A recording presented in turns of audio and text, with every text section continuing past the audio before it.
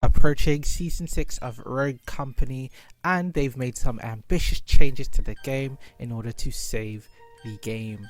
Now, are these changes going to be enough, or will Rogue Company become something of the past? Let's find out.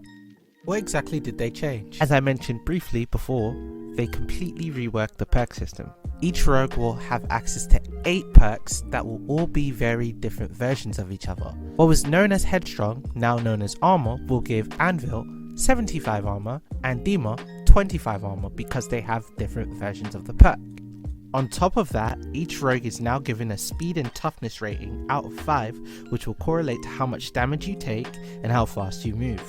2 being the baseline, and anything above 2 will get a 5, 10 and 15% increase. Anything below 2, so 1, will get a minus 5% decrease in that stat. Lancer, for example, has 5 speed and 1 toughness, so she will be 15% faster than most baseline rogues, but will also take 5% more damage because of her below baseline toughness rating. Now that we have a broader understanding of what the changes are, let's talk about perks specifically, starting off with armor. It will give the rogue an additional amount of HP in the form of armor.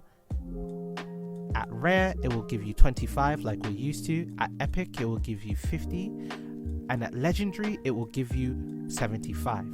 Keep in mind, you can no longer reforge armor, so once you lose it, it is gone until you die and respawn. Next up, we have Shredder Rounds, which now deals an additional firearm damage to armored targets based on the tier. So 10% at rare, 15% at epic, and 20% at legendary tier. Tenacity is being combined with Toughen Up, so Tenacity reduces melee and explosive damage taken, starting at 10% at rare, 25% at epic, and 50% at legendary. Bounce Back will now start your regen 1 second faster at rare, 2 seconds at epic, and 3 seconds at legendary. Also having an additional passive in Battlezone, all healing you receive will be increased by 10% at rare, 20% at epic, and 30% at legendary. Life Drain, when you down an enemy, you will gain 20 health at rare, 40 health at epic, and 60 health at legendary. Lifeline, you can revive teammates faster and start their health regen immediately. At rare, it's 20% faster, epic 30%, and legendary 40%. Helping Hand increases the speed you revive by 20% at rare, 30% at epic, and 40% at legendary. Evade, you gain bonus move speed while shot at, 10% at rare, 15% at epic, and 20% at legendary. Tracker Rounds, now when you hit an enemy with a firearm, you reveal them for 2 seconds at rare, 3 seconds at epic, and 5 seconds at legendary. If you're wondering where Berserker, Stalker, Resupply, Replenish, and Padded Steps are, don't worry, they remain exactly the same. Okay, now let's go over the new perks making an appearance in the core game, starting with Bulletproof. This reduces the damage you take from firearms by a percentage, starting at 10% at epic and 15% at legendary. There is no rare version of this perk. Next up, we have Gunsmith. This increases your magazine size and fall off ranges by 20% at rare, 30% at epic, and 40% at legendary. Blaster increases your explosive damage by 20% at rare, 30% at epic, and 40% at legendary. Next up, we have Energize, which states that the use of your abilities will reduce the time it takes to charge by 20% at rare, 30% at epic, and 40% at legendary. However, the epic and legendary versions also have an added ability where the charge time gets reduced to 30 and 40% of the normal charge time. Next, we have Crackshot, which increases headshot damage by 5% at rare, 10% at epic, and 15% at legendary. Lastly, we have Volatile, which increases the potency of damage over time effects by 15% at rare, 30% at epic, and 45%. Right, now with that out the way, let's talk about the rogues in the game. Don't worry, I will leave timestamps so that you can see all the rogues that you care about or just looking forward to seeing. Let's start with Anvil. First off, he's got 5 toughness and 1 speed, and a couple of issues that I have with his perk set is that he has Replenish and Gunsmith, so he's not running out of ammunition anytime soon. I'm not sure if this is necessary for Anvil specifically, but I am a fan of Anvil having to be slower, but you know, a little bit more tankier, so he's not running around the map like a duelist. Up next we have Cannon sitting at 2 speed, 5 toughness. The biggest issue that I have with him is that he has evade now, so I'm not sure what the point was giving him evade when his ultimate makes him slow. You're just kind of counteracting that. You may as well just give him normal speed. Okay, next up we have Chark, who is an absolute winner this patch, sitting at 2 speed, 5 toughness. He's going to be unbelievable, probably the best duelist in the game in my opinion. He's got great perks of survivability, takes less damage, he can deal with armored targets, he has replenish and resupply to keep fueling and dueling. Like, Chark main should be extremely happy with this change. Dahlia sits at 3 speed, 3 toughness. Little confused why she has blaster, but other than that, her perk set looks absolutely just fine. She's got tenacity to survive that reduced melee and explosive damage, and that is about it. She looks perfectly fine. She's got crack shot, you know. DMR Dahlia always thought was stronger, and I think this is going to prove it even more with the objection nerfs coming. Dahlia looks sick. Dallas sits at 3 speed and 3 toughness, and incoming controversial opinion, I believe they should have kept padded steps on Dallas. Now wait, before you click off the video, just allow me to explain. Dallas's whole thing is that he's a bounty hunter, and part of his identity is that you don't see it coming, meanwhile he tracks you. So with that being said, it just always made sense for him to have padded. I don't think that they should have removed it. It's part of his identity. That being said, his new perks, Spotter, is out of this world. It does play into his tracking hunter identity very well. So as much as I will miss padded, I do think that this is a good alternative or substitute. Also, quick side note, he is going to be shredding people with his DMRs now. DMR sits at 2 speed and 4 toughness, making him harder to kill, but notice he does not have access to life drain anymore. So I believe DMR players might benefit from fighting at longer distances and then walking over replenish packs in order to gain nades or EMPs over and over again. He does look pretty scary though. Other than the fact that Glitch got a little bit quicker and a little bit tougher, he has not changed that much. I still think he'll be very, very good, but I don't believe his identity has really been changed. Glimpse has 4 speed, 2 toughness. She has restock, which is a combination of replenish and resupply, so she might be able to do something like this.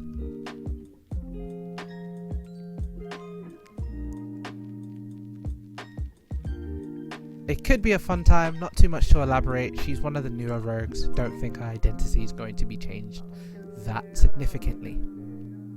Kestrel has 3 speed, 2 toughness. The queen has been dethroned. She no longer has padded, which I believe is the correct decision. It didn't make sense in the first place, but I don't think she'll change too much. Lancer is going to be a speed demon with that 5 speed and 1 toughness. She will be taking more damage, so her playstyle may change to a more assassin type, get in, get out. It's very interesting to see how this will affect her going forward, but I'm very excited to see it. Mac has 2 speed and 4 toughness. He's probably in a really good spot now. He's got crack shot, he's got armor, he's got blaster, he's got gunsmith. Like, I really think that they took care of Mac this patch, and he has restock, so getting those APSs down will no longer be a problem. Phantom's got 4 speed and 2 toughness, and this is where I kind of think that they missed the mark with her. 1, she has 2 toughness instead of 1. I don't really know why. And next she has perks that don't really make sense, like gunsmith and shredder rounds and tracker rounds. So I'm not really sure how they're going to balance that. Ronin sits at 3 speed and 3 toughness, and honestly I think they successfully made her the character that she's meant to be in Rogue. With this update, again, she's baseline, she's not too crazy, not too offensive, not too defensive, just perfect smack dab in the middle, and even her perks kind of signify that as well. Runway's got 2 speed, 3 toughness, she no longer has padded, she remains as a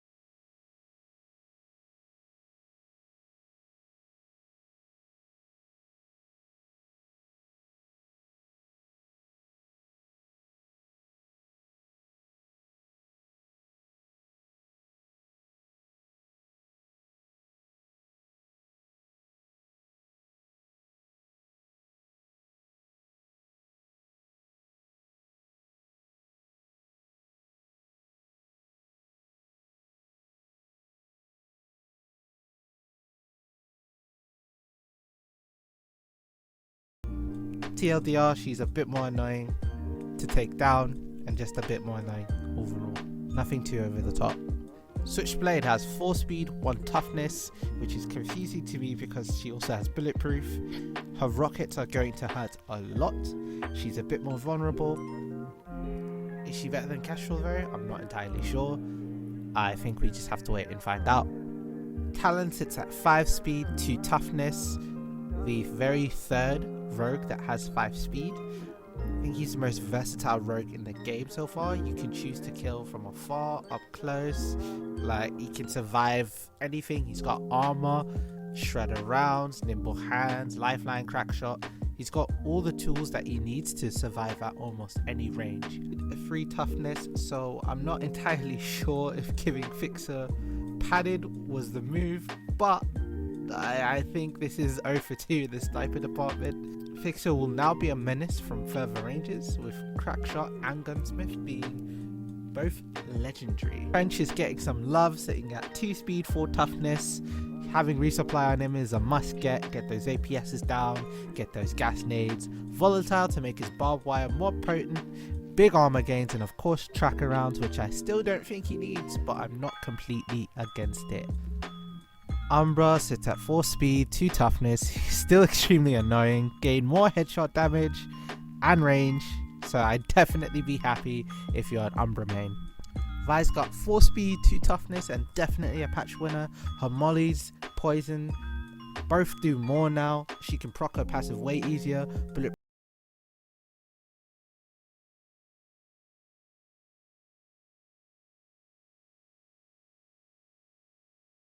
and all the rogues and how it affects them. Overall, I think it's an ambitious change, and I do not know whether it's going to be good or bad. However, I do like a good chunk of changes so far. It's not perfect by any means, but it is a step in the right direction. They've at least convinced me to give the game one last chance this season. For anyone who's been frustrated, I highly recommend they give this season of Rogue Company another chance as well. We are pulling up to 300 followers.